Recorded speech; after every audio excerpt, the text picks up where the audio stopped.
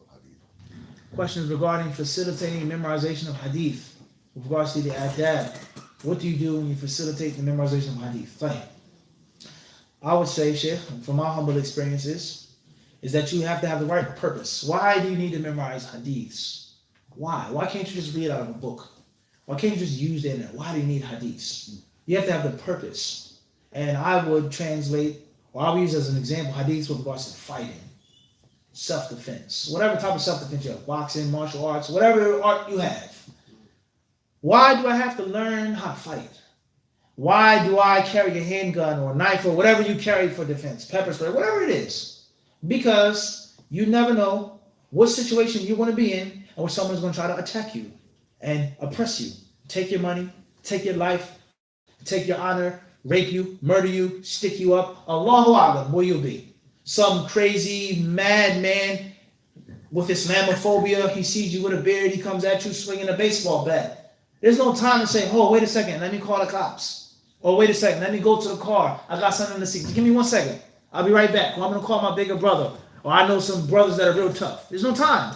You literally have to have split-second mental training and reflexes to duck, to block, to do whatever you need to do to diffuse that situation.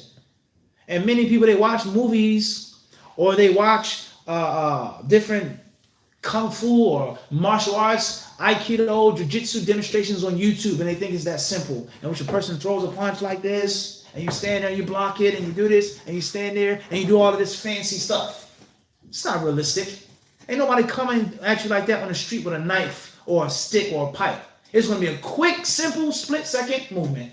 And you have split seconds to duck, to block, to intercept him, or whatever you got to do. Anyone who knows reality, he knows that street fights don't last longer than what? A minute, maybe? A confrontation? There is no gunfight like it is in Hollywood. You sit there for 20 minutes, shoot it, bang, bang, bang, bang, bang, reload it. That's not realistic. Or a sword fight is clean, clean, clean, clean. That's not realistic. It's pop, pop, pop, pop. That's it. On the ground, it's him or you. So you have to train. You have to defend yourself. You got to have split-second movement to survive someone attacking you. And the same applies to hadith. You're somewhere, someone starts talking about Islam. You can't say, let me go back to my book. You're the khatib, the imam is sick. Yalla, I can't do the class. What do you mean? Yalla, do the khutbah. What are you going to talk about? Oh, I don't know. I'm sweating, I'm nervous. But I know 42 hadiths of Nawawi with explanation. Inna halal bayyin, inna man amalu bin niyat, kada. I don't need to go home. I can do it on the spot. Everyone understand this? Someone comes up to you, they want to be a Muslim. They ask you about what the Prophet said. You know the hadith? You can explain it to them. You can give it to them. You have an argument with your wife, a disagreement with your children. You can what? So you have to have a purpose of having hadiths with you. And if you don't have that purpose, then your memorization of the hadiths is going to be slow. Because you can always rely on what? The information. And wallahi, this happened 2 weeks ago. I was in a barbershop in New York City before Jummah. We went in the barbershop. And it was a Muslim guy debating with some Christian guy. He was an apostate and he was talking about Islam and Christianity. So the Muslim guy was, as we say, giving him the business. He was ginsuing him. He was slicing him to pieces. John, Matthew, this book, that book. He was giving it to him. And the Christian guy was on the ropes. He was saying a bunch of nothing. He was going back and forth, so on and so on and so forth.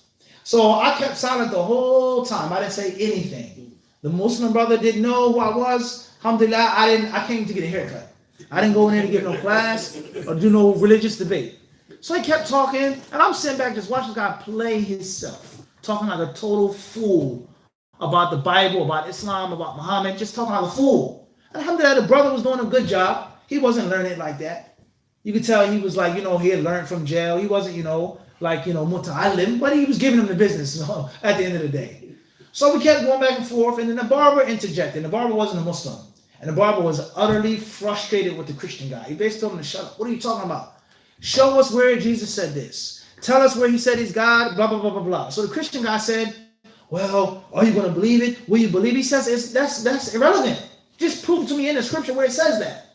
And the guy kept going back and forth. And as I was finishing my haircut, the barber said, well, we got 2 imams standing right here. I was in a chair. And this was like maybe 11:45, almost 12, close to the clip. And there was another brother who wasn't an imam, but the barber thought he was. He says, we got 2 imams right here. So You talking about what the verse means? Ask them right there. The Christian guy's mouth hit the floor. He's like, two imams.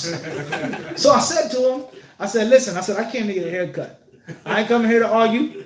So I asked him a couple questions that was really, really tough questions. Basic questions was tough, and he was dumbfounded, and there's nothing else to say. What's the highlighting point, brothers and sisters? Is that he says, well, I'm gonna come back tomorrow. I'm gonna go home. Let me get my Bible. I'm gonna go reference it, and I'm gonna bring all the proofs where Jesus said that he is this and that, and I'm gonna bring it to you. What benefit is that in a barbershop if you gotta go home and come back the next day? We're not gonna be there. The brother's not gonna be there. You made yourself look like a fool. You misrepresented your Christian faith. It is of no value. But if he had memorized those verses, and if he had memorized those statements, he would have been able to what? Whip out the sword and go to battle. So you gotta have a purpose for memorization. I want to memorize because I'm always expected to do khutbah. I have children, I have family, I have to do this. People are asking questions. What is this dress that you're wearing? What is this on the top of your head? You have to know. But if you don't have that hunger and that thirst, you're already off the what? The right track.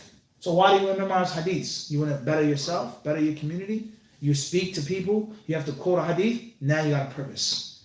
So you know that you have to be trained to defend yourself. Now you start training.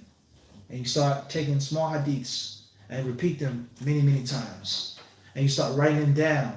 And you teach them. You learn one hadith, teach 50 people the hadith. You give sadaqah, you pay zakat, and the hadith sticks with you. You adjust your diet. You adjust your sleeping patterns. You drink certain teas. You see what I'm saying to you? And you sit around people who have memorized a lot to push you. People in which you have to look up to them. And you can never be complacent among smart people that have memorized a lot. But if you hang around people that haven't memorized anything, you become complacent. 40 hadith, I memorized 100 hadith. That's a lot of hadith. You know how many hadiths 100 is? That's a lot. But that's nothing to this brother from Sudan or Mauritania who's memorized 1,000 or 10,000 or 10 books. And wallahi, these are people I had like this in my class from different countries. And those are the people that I like to hang around, and which I had to look up to and let me step up my game. So therefore, Sheikh, in brief, you have to have the right purpose, the proper aspirations, and I made I think a good example. Why? And secondly, then you start the systematic way. Inshallah ta'ala, you can go on a playlist in which we've done on Kayfa Tahfadh. We've done a series of classes on how to memorize. It's on the YouTube channel. Old Student of Knowledge, how to memorize, how to read, how to understand. A full book in which we explain on memorizing. Also, the 40 hadith on seeking knowledge. So we've explained certain techniques of what? Of memorizing. Those are the general points. And Allah knows best. Wa iyyakum.